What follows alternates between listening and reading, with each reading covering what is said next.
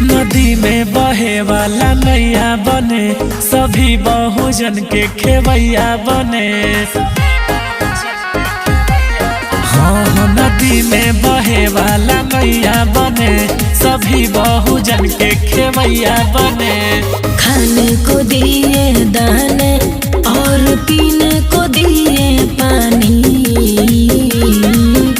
दीवानी में दीवानी साहब के दीवानी, दीवानी में दीवानी साहब की दीवानी।